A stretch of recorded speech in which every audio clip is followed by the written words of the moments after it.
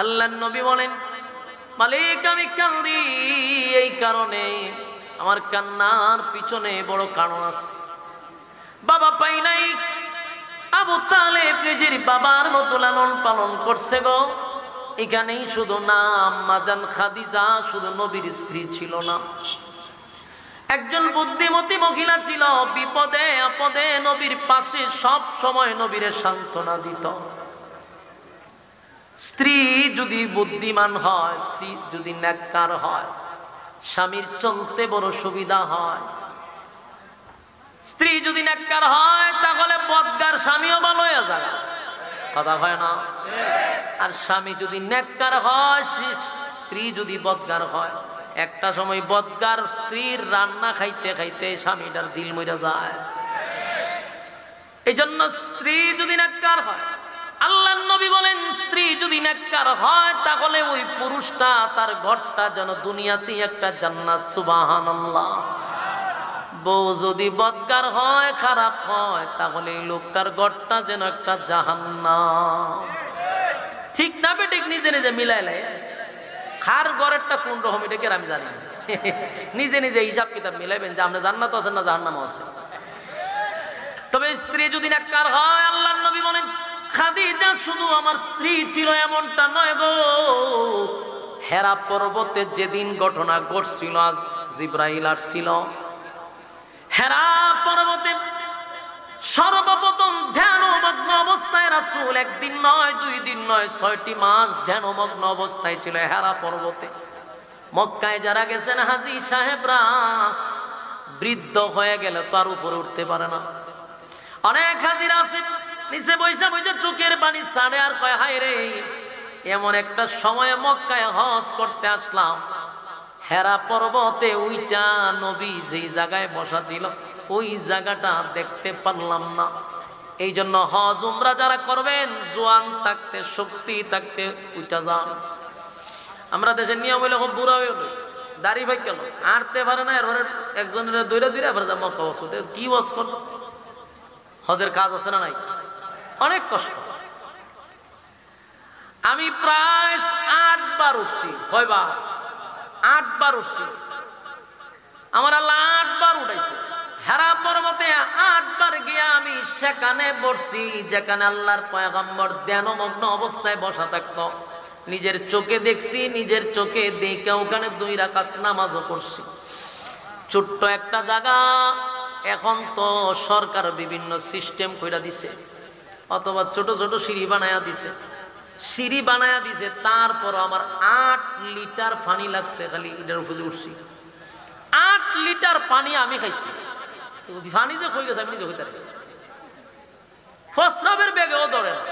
এই 8 লিটার পানি যদি আমার জোয়ান বয়সে খাওয়ান লাগে তাহলে বুড়াটি মরবো নি? বুড়াটি তো মরবো। আমি 8 লিটার পানি খাইছি, পুরা কিস লয়ে গেছি, কিন্তু সব শেষ। এরপর আমার গলা ওলা চলে গেছে। কিন্তু আমি যখন উপরে উঠি, আল্লাহর কসম করে বলি, আল্লাহর কসম করলে আমার কাফারা দিতে হবে না। আমি যখন এটার উপরে প্রথমবার উঠি, আমার ওই নবীর ইতিহাসগুলো আমার চোখে ভাসতেছিল, আম্মা জান খাদিজার ইতিহাস আর নবীর হেরা পর্বতের ঘটনা আমার চোখে ভাসতেছিল। আমি সেদিন চোখ দিয়া পানি পড়ে আর চিন্তা করি, হায় রে, আমার বয়স তো বেশি না, অল্প বয়সের একটা ছেলে হইয়া 8 লিটার পানি লাগলো উপরে উঠতে। আর এই জায়গাতে এখন সিঁড়ির ব্যবস্থা আছে, এরপর আমার এত কষ্ট হয়। আর আল্লাহর পয়গম্বর প্রায় 1500 বছর আগে প্রতিদিন সেখানে গিয়া নবী ধ্যানমগ্ন অবস্থায় বৈশা থাকত। তখন কোনো সিঁড়ি ছিল না, ওঠার কোনো ব্যবস্থাও ছিল না। পাথরের পাহাড়গুলি বেয়ে বেয়ে উপরে উঠতে। কিন্তু এটা আমার এত আশ্চর্য লাগে নাই, কারণ নবীর শরীরে 4000 পালোয়ানের শক্তি ছিল। সুবহানাল্লাহ, কি বারে দিয়া কইবে? 4000 পালোয়ানের শক্তি আমার নবীর শরীরে একাই ছিল। তাই আমার নবীর বিষয়টা নিয়ে কষ্ট লাগে নাই, কিন্তু কষ্ট লাগছে আমার নবীরে খাবার দেওয়ার জন্য। আম্মা জান খাদিজা 40 বছরের উপর একটা মহিলা, 50 বছরের কাছাকাছি এই মহিলা নবীর জন্য খাবার নিয়ে আসতো হেরা পর্বতে। আমি যখন উঠে আমার চোখ দিয়ে পানি আসছে, আর চিন্তা করি আমি ইয়ং বয়সের হওয়ার পর 8 লিটার পানি খাইলাম। আম্মা জান খাদিজার বয়স তো ছিল প্রায় 50 বছর। কেমনে গো নবীর জন্য খাবার নিয়ে আসতো। মাঝে মধ্যে আম্মা জান খাদিজা হেরা পর্বতে আইসা দেখতেন নবীর ধ্যানমগ্ন অবস্থায় বসা। খাদিজা কিছুই বলতেন না, চুপ করে পাশে বসে থাকতো যেন নবীজির কোনো ডিস্টার্ব না হয়। আম্মা জান খাদিজা বসে থাকতেন, হঠাৎ করে নবী হঠাৎ তাকায় দেখতেন আম্মা জান খাদিজা নবীর পাশে বসে। আল্লাহর নবী লাফ দিয়ে উঠতেন, খাদিজা তুমি আসলে আমারে কেন তুমি জানাও না? খাদিজা বলে, প্রাণের স্বামী আপনার যেন ডিস্টার্ব না হয় তাই বসে আছে। এইরকম নবীকে খাবার নিয়া নবীর কাছে যাইতেন হেরা পর্বতে। এক কথা করে দিলের কান লাগায় শুনেন, যুবক ভাইয়ারা মনোযোগ দেন। রাসূলকে খুশি করার জন্য কেন নাজিল করলেন? বলে মক্কা নগরীতে রাসূল সাল্লাল্লাহু আলাইহি ওয়াসাল্লাম যেই সময়টাতে সবচেয়ে বেশি ব্যতীত ছিল, সবচেয়ে বেশি কষ্টে ছিল, যেই সময়টাতে রাসূলের পাশে দাঁড়ানোর মতো কেউ নাই, ওই পরিস্থিতিটা রাসূলের জন্য সবচেয়ে বেশি বেদনাদায়ক ছিল। কিছুদিনের ব্যবধানে একে একে সবাইকে রাসূল হারাইতে লাগলো। যেই লোকটা বাবার মতো মহব্বত করত, রাসূলের বাবার আদর পায় নাই।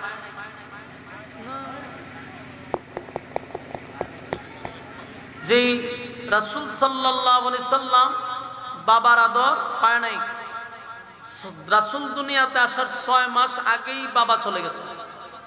তো বাবার আদরে যিনি লালন পালন করছেন চাচা আবু তালেব, উনি প্রায় 40-50 বছর রাসূলকে লালন পালন করছে। আপনারা মাঝে মধ্যে একটু হা না ঠিক বেটি করেন। আল্লাহর রাস্তায় এরকম উশৃঙ্খল যদি আপনারা হন তাহলে তো ওয়াজ করা যেত না। বারে বারে এদিকে তাকান, এদিকে তাকান, কথা কন কেন? আর পোলা পান্ডিরা ঠান্ডা বসায় দেন, বেয়াদব বলা দৌড়াদৌড়ি করে খালি। হ্যাঁ এদিকে তাকান, মনোযোগ দেন, মনোযোগ দেন, আল্লাহর রাস্তায় মনোযোগ দেন। কথা মনোযোগ দিলে বলতে ভালো লাগে। আপনারা যদি তা করেন তো কেমন হইব? আপনারা না বুঝদার মানুষ, মাদ্রাসা একটা পাশে, আপনারা তো আদব বলা মানুষ। আর কেমন ব্যক্তির মাদ্রাসা? কাসেমি সাহেবের মাদ্রাসা। তা আপনারা যদি তা করেন তো ইজ্জত বুঝুরে সদানি করেন না, চুপ করে হয়ে থাকে। রাসূল সাল্লাল্লাহু আলাইহি সাল্লাম যেই সময়টাতে সবচেয়ে বেশি ব্যতীত মর্মাহত, ঠিক ওই সময়টাই সূরাটা নাযিল করে রাসূলকে খুশি করছে আল্লাহ। বলে ব্যতীত কেন? সবচেয়ে বড় গার্জেন হলো আবু তালেব, উনি মারা গেছে। যেই আবু তালেব রাসূলকে নিজের বুকের সঙ্গে জড়াইয়া ধরে ঘুমাইতো, নিজে না খাইয়া রাসূলের মুখে খাবার দিত, এত ভালোবাসতেন, এত মহব্বত করতেন। শুধু এখানেই শেষ না, আবু তালেব যতদিন বেঁচে ছিল রাসূলের উপরে কথা বলার সাহস একজনেরও ছিল না। সর্বদিক দিয়ে রাসূলকে একটা ছায়ার মতো আগলায়া রাখছে। এই আবু তালেব মারা গেল। সবচেয়ে বেশি যিনি রাসূলকে দ্বীনের কাজে, ইসলামের কাজে সহযোগিতা করছে একজন নারী হয়ে, আম্মা জান খাদিজাতুল কুবরা রাদিয়াল্লাহু তাআলা আনহা। উনি শুধু রাসূলের স্ত্রী ছিল না, একজন গার্জিয়ান ছিল এবং জ্ঞানী একজন মহিলা ছিল, ধনী একজন মহিলা ছিল। সব ধন সম্পদ রাসূলকে দ্বীনের কাজে খরচ করার সুযোগ করে দিয়েছিল। এত কাছের প্রিয়তমা খাদিজা যখন দুনিয়ার থেকে বিদায় হয়ে যায়, রাসূলের এই সময়টা অত্যন্ত ব্যতীত ছিল, কষ্টের ছিল। তো রাসূল সাল্লাল্লাহু আলাইহি ওয়াসাল্লাম এখানেই শেষ না, আরো অনেকগুলো কষ্ট হয়ে পড়ছে। রাসূলের ছেলে ছিল 60টা, যেরকম ছেলে কয়জন? আপনারা তো খালি মেয়ের নাম শুনছেন, রাসূলের ছেলেও ছিল, একজন না 60 জন ছিল। এই 60 জন ছেলে একে একে একে একে 4 জনই মারা গেছে। রাসূল নিজের হাতে গোসল করাইছে, কাফন পরাইছে, দাফন করছে।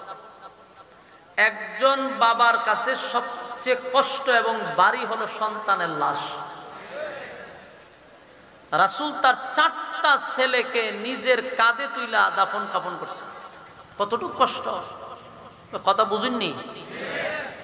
একদিকে হলো চাচা গেছে, স্ত্রী গেছে, সন্তানগুলিও একে একে মারা যাচ্ছে, কষ্টের শেষ নাই। এমন সময় আবার কিছু লোক কাটা গায়ে লবণ দেওয়া শুরু করছে।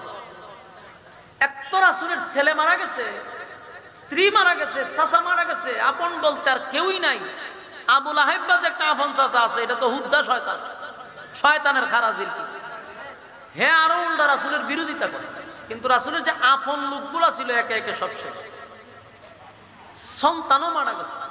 এর মধ্যে আবার আবু লাহাবের বউ উতবা ও তাইবা ওই আবু জাইল্লা শয়তানগুলি কাটা গায়ে লবণ দিতে লাগলো। লবণ কি হয়? মুহাম্মদ দুনিয়ার থেকে বিদায় হইলে তার নাম দইরা রাখার মতো বংশের কোনো বাতিই নাই, সে তো মূলত একজন আটকুরা। নাউজুল্লাহ, কি তার অবস্থা করবে? কত বড় খারাপ চিন্তা করে। এক তো সন্তান হারা বেতা, স্ত্রী হারা বেতা, চাচা হারা বেতা, এর মধ্যে আবার কয় যে উনি তো আটকুরা, মারা যাওয়ার পরে উনার বংশের বাতি নাই, ছেলেগুলোও মারা গেছে, তো তার নাম নেওয়ার মতো তো মক্কায় কেউই থাকবে না। তখন রাসূলকে গালি দিতে লাগলো, আটকুরা বলে, লেজ কাটা বলে, নির্বংশা বলে। আপনি নিজে নিজে চিন্তা করেন যে এই পরিস্থিতিতে আপনার অবস্থা কি হইতো। একদিকে আপনার সন্তান 4 জন শেষ, স্ত্রী শেষ, গার্জিয়ান শেষ, আবার সমাজের মানুষ আপনাকে কটাক্ষ করে আঘাত দিয়ে কথা বলতেছে, কতটুকু ব্যথায় ব্যথিত। রাসূল খানায় কাবার সামনে বসে চোখের পানি ছেড়ে কাঁদতেছে, খুব মর্মাহত রাসূল ব্যথায় ব্যথিত হইয়া কান্দে। আল্লাহ জিবরাইল পাঠাইছে, ফাড়ায় আমার রাসূলের কান্না আমি বরদাস্ত করতে পারি না। আমার রাসূল যখন কান্দে আমি আল্লাহ সহ্য করতে পারি না। বন্ধু যেন না কান্দে, বন্ধুর আমি খুশি করব।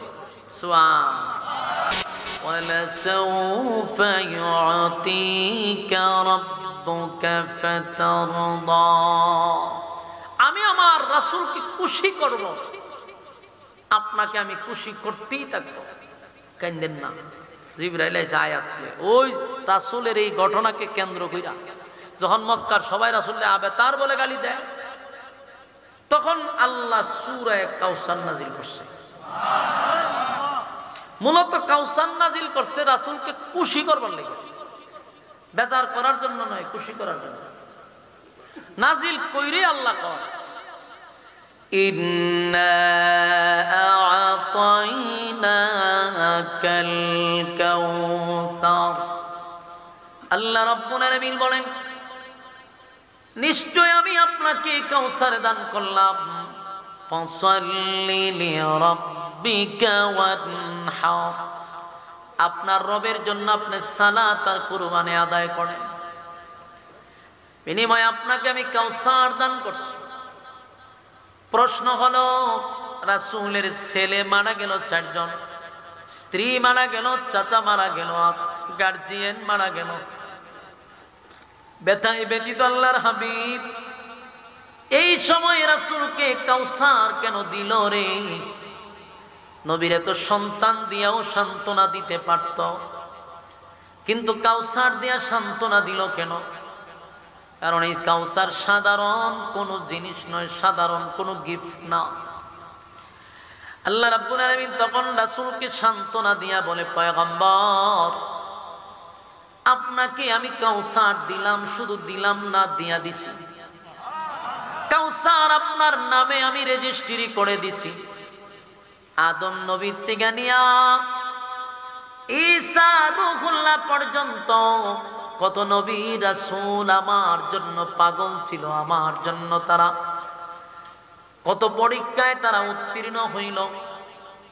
কালিমুল্লাহ মুসা আমার সঙ্গে কথা বলতো, খলিলুল্লাহ আমার বন্ধু একে একে অনেকগুলা পরীক্ষায় ফার্স্ট ডিভিশনে পাস করছে। নূহ পয়গম্বর একদিন 2 দিন নয় 950 বছর দিনের দাওয়াত দিছে, আর কানতে কানতে কানতে চোখ দিয়া গা ফালায় দিছে। এরপরও আমি তাদেরকে কাউসার দান করি নাই। বন্ধু আপনারে কাউসার দিলাম সন্তান নিলাম 4 জন, আপনার ছেলে তো নিছি আমি 4 জন, কিন্তু নবী গো আপনাকে আমি রূহানি সন্তান দিলাম কোটি কোটি হাজার কোটি। আল্লাহ বলেন আপনার সন্তানগুলি যদি বেঁচে থাকতো, আপনার সন্তানগুলি যদি জীবিত থাকতো, তাহলে আপনার ইজ্জত ধরে রাখতো, আপনার সম্মান ধরে রাখতো। আপনার বিরুদ্ধে কেউ কথা বললে সন্তানগুলি প্রতিবাদ করত।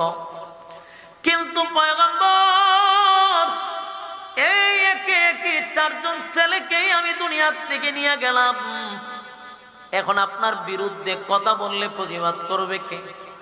60 জনকে নিছি, আর আপনার বিনিময়ে কোটি কোটি হাজার কোটি রুহানি সন্তান দিলাম, যেই রুহানি সন্তানগুলা কিয়ামত পর্যন্ত আপনার নামের ইজ্জতের হেফাজত করবে।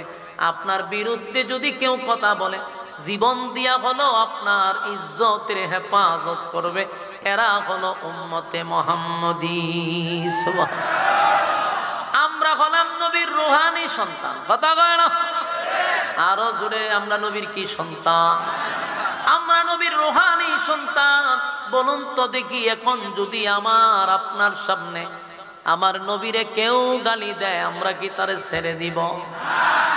তখন আর হুজুর লাগবে না, একজন ব্যানওয়ালা এরা সাইজ করে নেবে। তাহলে তার নামাজ না থাকুক, রোজা না রাখুক, পর্দা না করুক, ইসলামের হুকুম আহকাম মানুক বা না মানুক, কিন্তু নবীর বিরুদ্ধে কথা বললে তার শরীরের রক্ত গরম হয়। বুঝবেন এটা ইমান আছে, ইমান আছে। একবারে ইমানের ব্যাটারির চার্জ পুরাটা শেষ হচ্ছে না, কিছুই আছে। নবীর বিরুদ্ধে যদি কেউ গালি দেয়, আর যদি আপনার শরীরে জজবা না উঠে আর তারে মারতে ইচ্ছা না করে, বুঝবেন ইমান একেবারে শেষ। আপনি বেঈমান হইয়া বসা আছেন। এই জন্য দেখবেন 16 বছর আমার নবীরে অনেক ব্লগার, অনেক নাস্তিক, অনেক মুরতাদরা গালি দিছে। এই স্বৈরাচারের আমলে আমার নবীরে কত কটাক্ষ করলো, কত গালি দিল, কিন্তু স্বৈরাচারের 300 আসনের কোনো একটা হিজড়া এমপিরাও আমার নবীর প্রতিবাদ করে নাই। নবীর বিরুদ্ধে গালি দিছে, একটা ব্লগারের বিরুদ্ধে কোনো অ্যাকশন নেয় নাই। উল্টা যদি কোনো নবীর আশেক তার প্রতিবাদে মাঠে ময়দানে নামছে, হিজড়া মন্ত্রীগুলা, এমপিগুলা তাদেরকে পাখির মতো গুলি করে মারছে।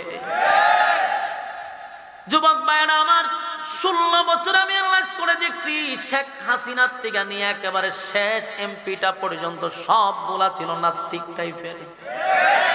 একটারও আমি ইমানদার মনে করি। নাস্তিক যদি না হইতো, একটাই এমপিও তো বলতে পারতো যে নবীর বিরুদ্ধে গালি দেয়, কেন আপনারা আইন পাস করেন না? কিন্তু এরার বাপ, এই যে মুজিব মিয়া যে আছি, এরার বাপ যে আছেন, এরার বাপ রে বানাইছে ইব্রাহিম নবীর উপাধি লাগাই দিছে, বাপের উপাধি। জাতির পিতা ইব্রাহিম আলাইহিস সালামের নাম নিয়ে লাগাই দিছে বঙ্গবন্ধু, বল্টু বন্ধুর পিছনে, বল্টুর পিছনে লাগাইছে জাতির পিতা। এখন প্রশ্ন হইল, বঙ্গবন্ধুর বিরুদ্ধে কোনো কথা বলা গেছে না, সাথে সাথে ওই লোকটা গ্রেপ্তার হয়েছে, ঠিক না? এমন কোন বেড়া আছেন 16 বছর শেখ মুজিবুরের বিরুদ্ধে কথা বলা? সকালে বাজে বিকালে হের উফরে খবর হয়ে গেছে, কথা ঠিক নেই। কিন্তু 16 বছরে আমার নবীর বিরুদ্ধে কত ব্লগার, কত নাস্তিক গালি দিছেনি। শাহবাগীরা আমার নবীরে গালি দিছে, শাহবাগীরা নবীরে ব্যঙ্গ করছে, কিন্তু 300 আসনের একটা হিজড়া এমপি মন্ত্রী কোনো প্রতিবাদ করে নাই। আফসোস। কিন্তু আমরা নবীর রুহানি সন্তান, আমাদের শরীরের শেষ বিন্দু রক্ত দিয়ে হলেও নবীর ইজ্জতের হেফাজত করবো ইনশাআল্লাহ। আল্লাহ কয় আপনার সন্তান নিছি 60 জন, কিন্তু দিলাম তো কোটি কোটি রুহানি সন্তান। তারা আপনার ইজ্জত রক্ষার জন্য জীবন দিবে, তাও আপনার ইজ্জত নষ্ট হতে দিবে না। মাঝে মধ্যে মুসলমানের ইমান ঘুমন্ত না জাগ্রত দেখার জন্য দাদার দেশ থেকে নবীরে গালি দেয়, ওই ফ্রান্স থেকে নবীরে গালি দেয়, আমেরিকার থেকে গালি দেয়। গোটা বিশ্বের মুসলমান, তোমার ইমান কি ঘুমন্ত না জাগ্রত? বেঈমানটা একটু লাড়া দিয়া দেখতে চায়। গোটা বিশ্বের থেকে যদি সমস্ত মুসলমান ঐক্যবদ্ধ হয়ে আমরা যদি তার প্রতিবাদ করতাম, আল্লাহ নবীর বিরুদ্ধে যদি কোনো কথা বলা হয়, রাষ্ট্রীয়ভাবে যদি হত্যার ব্যবস্থা নেওয়া হয়, না হয় জাতিসংঘ থেকে তার ব্যবস্থা নিতে হবে। একের পর এক তোমরা আমাদের ইমানের পরীক্ষা করো। নবীর উম্মতেরা নবীর জন্য জীবন দিতে প্রস্তুত ইনশাআল্লাহ। এই জন্য আল্লাহ নবীরে সান্ত্বনা দিতেছে, টেনশন করেন না। ছেলে নিছি মাত্র 60 জন, দিছি তো কোটি কোটি উম্মত। ছেলেগুলা তো আমার ইজ্জতের জন্যই কথা বলতো, আমি তো এর থেকে বেশি উম্মত দিছি। কিয়ামত পর্যন্ত আপনার ইজ্জতের জন্য তারা জীবন দিবে। সুবহান। তাহলে আল্লাহ বলেন, আপনার সন্তান নিলাম 4 জন, আর আপনারে দিলাম কোটি কোটি কোটি কোটি রুহানি সন্তান, আর এর বিনিময়ে আপনাকে সাথে দিলাম একটা স্পেশাল গিফট করলাম, কাউসার দান করছি। যুবক ভাইরা, আল্লাহর পয়গম্বরকে আল্লাহ নিজেই খুশি করে রে বন্ধু, রে বন্ধু খুশি করতেছে। সূরা কাউসার দিয়া আল্লাহ কয়, বন্ধু আপনারে কাউসার দিব এমনটা না, দিয়া দিছি আপনার নামে। সুবহানাল্লাহ। হাউজে কাউসার নবীরে দান করছে রে, এখানেই শেষ না। এরপরে আল্লাহ প্রতিবাদ করছে পরের আয়াতে, ইন্না শানিআকা হুয়াল আবতার। আল্লাহ কয়, যারা আপনাকে আবতার বলে গালি দিছে গো নবী, যারা আপনাকে আটকুরা বলে গালি দিছে, নির্বংশা বলে গালি দিছে, যারা আপনাকে অপমান করছে, আমি আল্লাহ ওয়াদা দিলাম, ইন্না শানিআকা হুয়াল আবতার। তারাই হলো নির্বংশা, তারাই হলো আটকোড়া, তাদেরই কোনো জন্মের ঠিক নাই। ঠিক নেই কথা কোন ঠিক?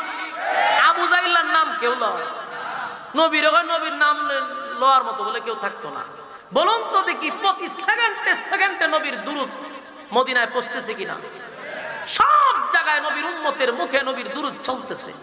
কিয়ামত পর্যন্ত নবীর নাম থাকবে মানুষ আশিকের মুখে মুখে। কথা কোন ঠিক? আবু জাহেলের নাম কেউ লয়। যদি আমরা লইতেছি, একবারও কি আবু জাহেলের নামটা সুন্দর করে কেউ বলে?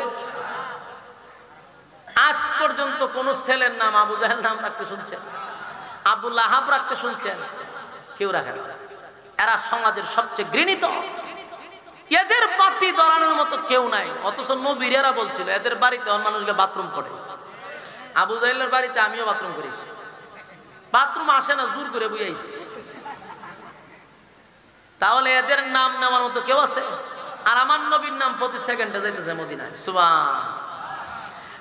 যুবক ভাই, সূরা কাউসার নাজিল করে বন্ধু রে বন্ধু সান্ত্বনা দিয়া বলে, বন্ধু কাঁদেন না, কাঁদেন না, আপনার কান্না আমি বরদাস্ত করতে পারি না।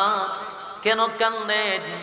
আল্লাহর নবী বলেন, মালিক রে, এই পৃথিবীতে আমি আসার পরে বাবার চেহারা কোনোদিন আমি দেখি নাই।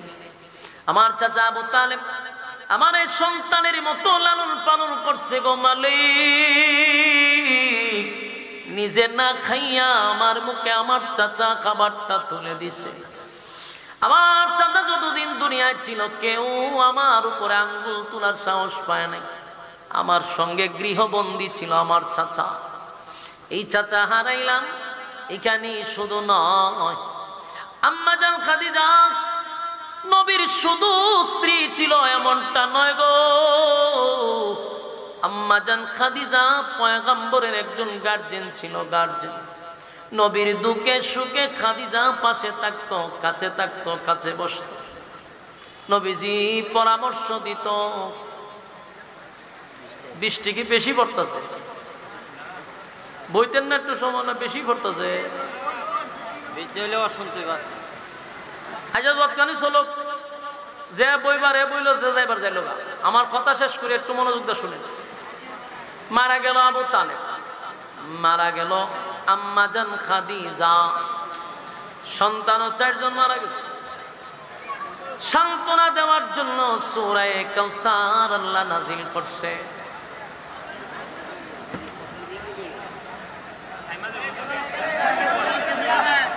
বৃষ্টি শেষ, বসেন। এটা উত্তর বৃষ্টি দিয়ে আল্লাহ ইমান পরীক্ষা করছে। আপনারা যে ইমানের দূর হতকা এটা আল্লাহ একটা সিডা দিয়া দেখাই দিছে। যারা বইয়া রয়েছে এরা ফাঁস, একটু সিডা সহ্য হয় না। আর যখন আল্লাহর তরফ থেকে গজব হবে তখন সহ্য হবে কেমনি? বসেন যুবক ভাই, একটু বসেন। এটা আল্লাহর একটা পরীক্ষা হতে পারে, ইমানি পরীক্ষা। বসেন। শুধু ফুটবল খেলা হইতো দেখতেন, বিজ্জা বিজ্জা খেলা দেখতেন, এটা তো বিজ্জা দেখতে পারে। আর এখানে কোরআনের কথা চলতেছে, না হয় একটু বিজলামি, তাতে কি হইল? একটু বসেন, কথাগুলি শেষ করি। আল্লাহর নবী বলেন, মালিক আমি কান্দি এই কারণে, আমার কান্নার পিছনে বড় কারণ আছে। বাবা পাই নাই, আবু তালেব নিজের বাবার মতো লালন পালন করছে গো। এখানেই শুধু নাম, মাজান খাদিজা শুধু নবীর স্ত্রী ছিল না, একজন বুদ্ধিমতী মহিলা ছিল। বিপদে আপদে নবীর পাশে সব সময় নবীরে সান্ত্বনা দিত। স্ত্রী যদি বুদ্ধিমান হয়, স্ত্রী যদি নেককার হয়, স্বামীর চলতে বড় সুবিধা হয়। স্ত্রী যদি নেককার হয় তাহলে বদগার স্বামীও ভালো হয়ে যায়, কথা হয় না? আর স্বামী যদি নেককার হয়, স্ত্রী যদি বদগার হয়, একটা সময় বদগার স্ত্রীর রান্না খাইতে খাইতে স্বামীটার দিল মরে যায়। এই জন্য স্ত্রী যদি নেককার হয়, আল্লাহর নবী বলেন স্ত্রী যদি নেককার হয় তাহলে ওই পুরুষটা, তার ঘরটা যেন দুনিয়াতে একটা জান্নাত। সুবহানাল্লাহ। বউ যদি বদকার হয়, খারাপ হয়, তাহলে এই লোকটার ঘরটা যেন একটা জাহান্নাম। ঠিক না বেঠিক? নিজে নিজে মিলাইলে খার ঘরেরটা কোন রকম এটা কে আমি জানি। নিজে নিজে হিসাব কিতাব মিলাইবেন যে আপনি জান্নাত আছেন না জাহান্নাম আছে। তবে স্ত্রী যদি নেককার হয়, আল্লাহর নবী বলেন খাদিজা শুধু আমার স্ত্রী ছিল এমনটা নয় গো।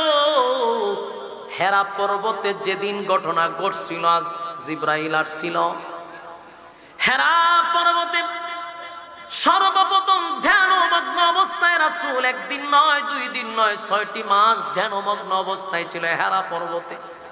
মক্কায় যারা গেছেন হাজী সাহেবরা, বৃদ্ধ হয়ে গেলে তার উপরে উঠতে পারে না। অনেক হাজিরা আছে নিচে বৈশা বৈশা চোখের পানি ছাড়ে আর কয় হায় রে, এমন একটা সময়ে মক্কায় হজ করতে আসলাম, হেরা পর্বতে ওইটা নবী যেই জায়গায় বসা ছিল ওই জায়গাটা দেখতে পারলাম না। এই জন্য হজ উমরা যারা করবেন, জোয়ান থাকতে, শক্তি থাকতে ওইটা যান। আমরা দেশের নিয়ম হইলে খুব বুড়া হয়ে হলো, দাড়ি ভাই কেন আঁটতে পারে না, এর একজনের দৈরা দৈরা আবার যা মক্কা বস করতে, কি বস কর? হজের কাজ আছে না নাই? অনেক কষ্ট। আমি প্রায় 8 বার উঠছি, কয়বার? 8 বার উঠছি। আমার আল্লাহ 8 বার উঠাইছে হেরা পর্বতে। 8 বার গিয়া আমি সেখানে বসছি যেখানে আল্লাহর পয়গম্বর ধ্যানমগ্ন অবস্থায় বসা থাকতো। নিজের চোখে দেখছি, নিজের চোখে দেখে ওখানে 2 রাকাত নামাজও পড়ছি। ছোট্ট একটা জায়গা, এখন তো সরকার বিভিন্ন সিস্টেম কইরা দিছে, অথবা ছোট ছোট সিঁড়ি বানায়া দিছে, সিঁড়ি বানায়া দিছে। তারপর আমার 8 লিটার পানি লাগছে খালি এটার উপরে উঠছি। 8 লিটার পানি আমি খাইছি। পানি যে কই গেছে আমি নিজে কইতে পারি, প্রস্রাবের বেগেও ধরে না। এই 8 লিটার পানি যদি আমার জোয়ান বয়সে খাওয়ান লাগে তাহলে বুড়াটি মরবো নি? বুড়াটি তো মরব। আমি 8 লিটার পানি খাইছি, পুরা কিস লইয়া গেছি, কিন্তু সব শেষ। এরপর আমার গলা উলাস হয়ে গেছে। কিন্তু আমি যখন উপরে উঠি, আল্লাহর কসম করে বলি, আল্লাহর কসম করলে আমার কাফারা দিতে হবে না। আমি যখন এটার উপরে প্রথমবার উঠি, আমার ওই নবীর ইতিহাসগুলো আমার চোখে ভাসতেছিলাম, মাজান খাদিজার ইতিহাস আর নবীর হেরা পর্বতের ঘটনা আমার চোখে ভাসতেছিল। আমি সেদিন চোখ দিয়া পানি পড়ে আর চিন্তা করি, হাই রে, আমার বয়স তো বেশি না, অল্প বয়সের একটা ছেলে হইয়া 8 লিটার পানি লাগলো উপরে উঠতে। আর এই জায়গাতে এখন সিঁড়ির ব্যবস্থা আছে, এরপর আমার এত কষ্ট হয়। আর আল্লাহর পয়গম্বর প্রায় 1500 বছর আগে প্রতিদিন সেখানে গিয়া নবী ধ্যানমগ্ন অবস্থায় বৈশা থাকত। তখন কোনো সিঁড়ি ছিল না, ওঠার কোনো ব্যবস্থাও ছিল না। পাথরের পাহাড়গুলি বেয়ে বেয়ে উপরে উঠতে। কিন্তু এটা আমার এত আশ্চর্য লাগে নাই, কারণ নবীর শরীরে 4000 পালোয়ানের শক্তি ছিল। সুবহানাল্লাহ, কি বারে গিয়া কইবে 4000 পালোয়ানের শক্তি আমার নবীর শরীরে একাই ছিল। তাই আমার নবীর বিষয়টা নিয়ে কষ্ট লাগে নাই, কিন্তু কষ্ট লাগছে আমার নবীরে খাবার দেওয়ার জন্য। আম্মা জান খাদিজা 40 বছরের উপর একটা মহিলা, 50 বছরের কাছাকাছি এই মহিলা নবীর জন্য খাবার নিয়ে আসতো হেরা পর্বতে। আমি যখন উঠে আমার চোখ দিয়ে পানি আসছে, আর চিন্তা করি আমি ইয়ং বয়সের হওয়ার পর 8 লিটার পানি খাইলাম। আম্মা জান খাদিজার বয়স তো ছিল প্রায় 50 বছর। কেমনে গো নবীর জন্য খাবার নিয়ে আসতো? মাঝে মধ্যে আম্মা জান খাদিজা হেরা পর্বতে আইসা দেখতেন নবীর ধ্যানমগ্ন অবস্থায় বসা। খাদিজা কিছুই বলতেন না, চুপ করে পাশে বসা থাকতো, যেন নবীজির কোনো ডিস্টার্ব না হয়। আম্মা জান খাদিজা বসে থাকতেন। হঠাৎ করে নবী হঠাৎ তাকায় দেখতেন আম্মা জান খাদিজা নবীর পাশে বসে। আল্লাহর নবী লাফ দিয়ে উঠতেন, খাদিজা তুমি আসলে আমারে কেন তুমি জানাও না? খাদিজা বলে, প্রাণের স্বামী, আপনার যেন ডিস্টার্ব না হয় তাই বসে আছে। এইরকম নবীকে খাবার নিয়া নবীর কাছে যাইতেন হেরা পর্বতে। কথাগুলি দিলের কান লাগায় শুনেন, যুবক ভাইয়েরা মনোযোগ দেন।